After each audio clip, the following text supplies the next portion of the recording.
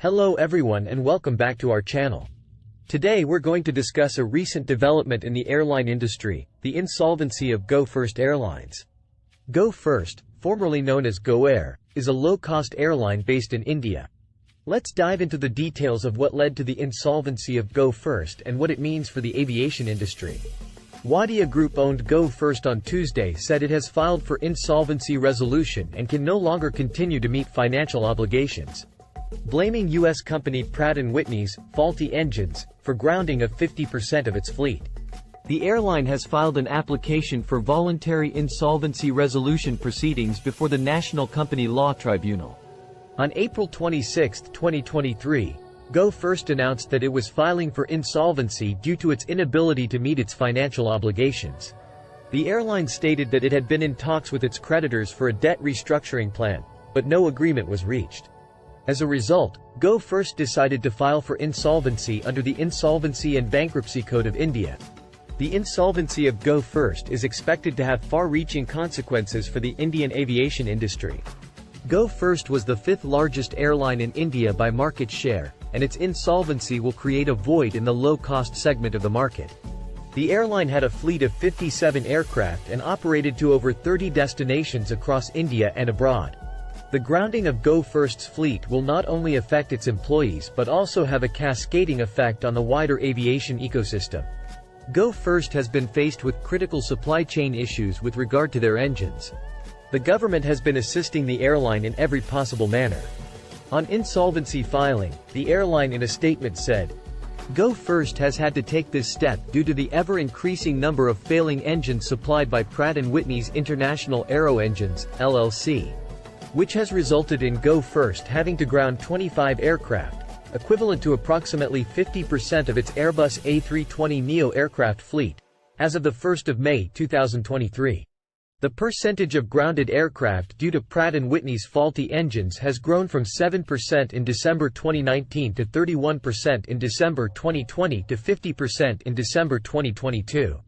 This is despite Pratt & Whitney making several ongoing assurances over the years, which it has repeatedly failed to meet. The Delhi National Company Law Tribunal on Thursday said that there is no provision for an interim moratorium under the Insolvency and Bankruptcy Code, IBC, while hearing a petition by First Airlines for seeking interim moratorium. First Airlines legal counsel today informed the bankruptcy court that the purpose of filing for voluntary insolvency is to revive the airlines. The carrier told the tribunal that it is seeking a comprehensive debt restructuring and that it is not a malicious petition to avoid payments of dues. Wadia Group Promoted Airlines informed the court that there is a huge scope to revive the company since the fundamentals are in place. Banks have provided debt facilities of Rs 4,500 to 5,000 crore. In its petition, the company stated that it has financial liabilities of 6,521 crore rupees.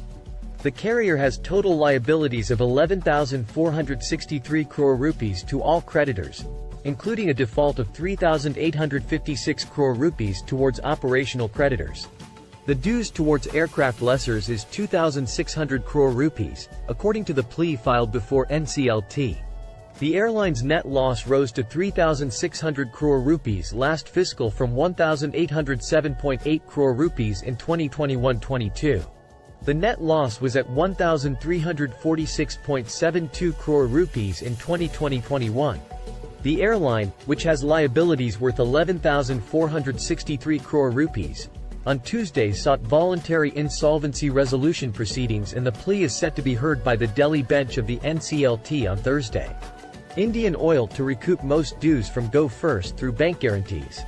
IOC, the country's largest fuel retailer, was the sole supplier of jet fuel to low-cost carrier First, which filed for bankruptcy protection on Tuesday, blaming faulty Pratt & Whitney engines for the grounding of about half its fleet.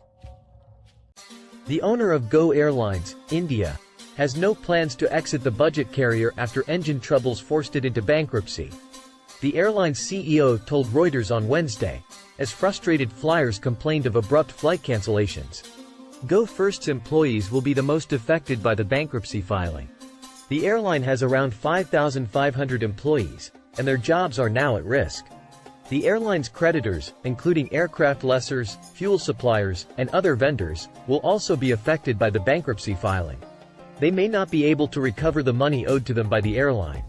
Passengers who have already booked their tickets with Go First may also be affected by the airline's bankruptcy.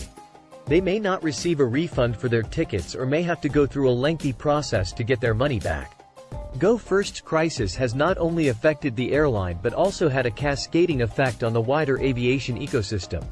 The airline's reduced fleet size and flight cancellations have disrupted the travel plans of many passengers, causing inconvenience and financial losses.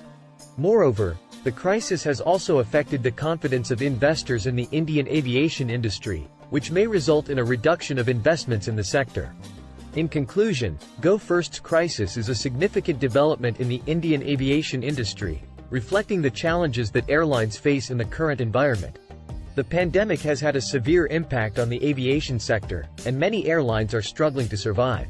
It is crucial for the aviation industry to come up with innovative solutions to overcome these challenges and ensure the long-term sustainability of the sector. We hope that Go First and other airlines facing similar crises will be able to recover soon and that the Indian aviation industry will bounce back stronger. Thank you for watching. And don't forget to subscribe to our channel for more updates.